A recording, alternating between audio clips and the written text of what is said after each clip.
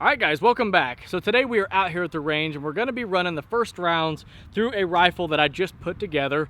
Not long ago I showed you guys the upper that I chose for this. This is the BCM rifle. I showed you guys the 14.5 inch upper that I went with and sort of told you guys what my plans were with it. Well, my local gun shop, Shots and Shells, got my lower in just the other day. I went and picked it up, got a few other accessories added to the rifle, and I'll show you guys what I picked up and kind of how I got it configured after we do a little bit of shooting with it. But for now, I just want to, like I said, run some rounds through it, make sure it's going to work and function properly, and all that stuff. So I got the first 30 rounds loaded up in here, and we're just going to see if it works. I haven't fired anything through this yet, brand new rifle, so... You know, now I bought a complete upper and a complete lower, so it's not like I built this thing from parts. It's all BCM parts, so in theory it should run, it should run 100%, but we're gonna find out. So here we go.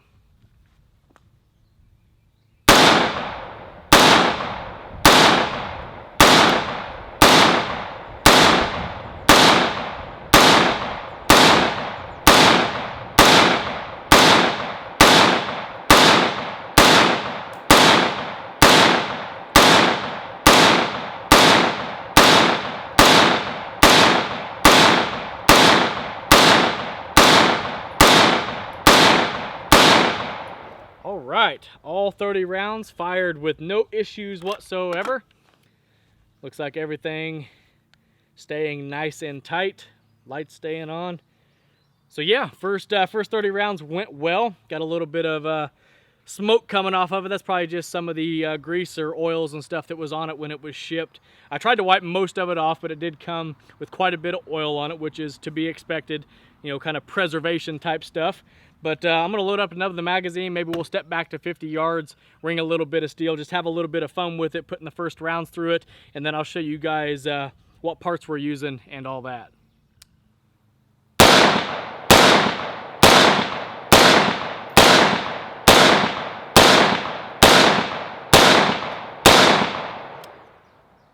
All right, so we're back here at the 50-yard line, and right down range there, I have a shootsteel.com 16x20 steel target.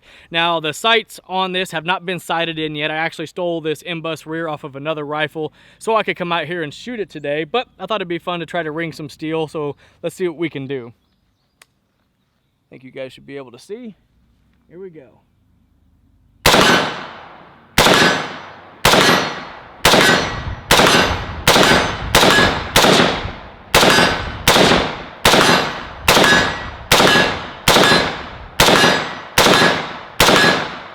You guys should be able to hear that when I do my part and not jerk on the trigger. It's throwing them right in there at 50 yards. We're definitely gonna have to get this thing zeroed in, but for now, it's at least throwing them right in there at an upper torso size target.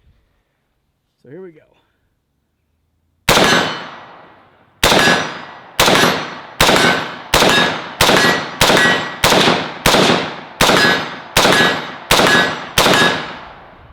All right, so the 50-yard shooting went well. So let's go load up some more mags and keep having some fun.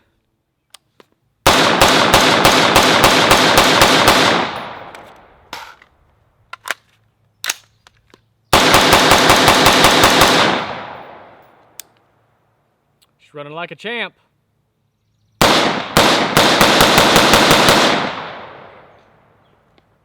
All right guys, so that's gonna wrap up the first quick range trip with the new BCM complete rifle. And I put a couple hundred rounds through it and the thing ran 100%, no issues whatsoever. It just ran like a champ and was a lot of fun to shoot. But let's go over some of the features or the specs, I guess, of this rifle, since I did sort of put it together. I didn't build this thing from parts like I normally do. I sourced the upper, sourced the lower, both BCM. Everything on this is BCM, except for, you know, some of the accessories or whatever. But I already did the first video on the upper, but if you missed that, this is a 14.5 inch BCM upper.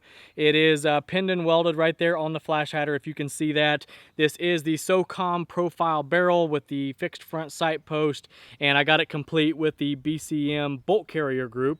And I went with the 14.5 inch SOCOM upper because I wanted to build like this standard M4 style carbine.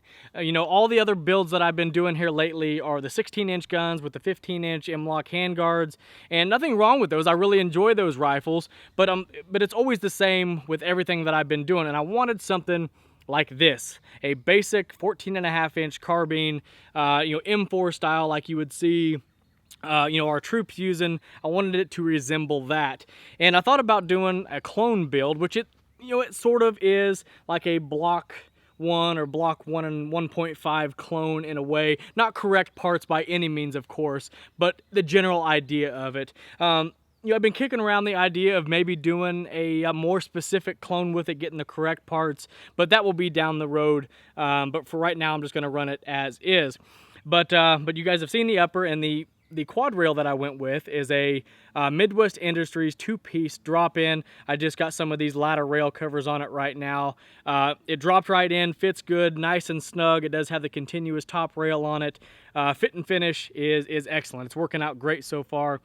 I got a Daniel Defense vertical grip on here. I was going to use a Knights Armament grip, which I do have somewhere, but for the life of me, I cannot find it. So we're just going to run this Daniel Defense vertical grip for now. Working great. I was just going to go with a Knights because that's a more, you know, correct vertical grip, but I'm just going to rock this one for now. Might go with either a Knights Armament or a Tango Down grip in the future, but for right now, this one is working.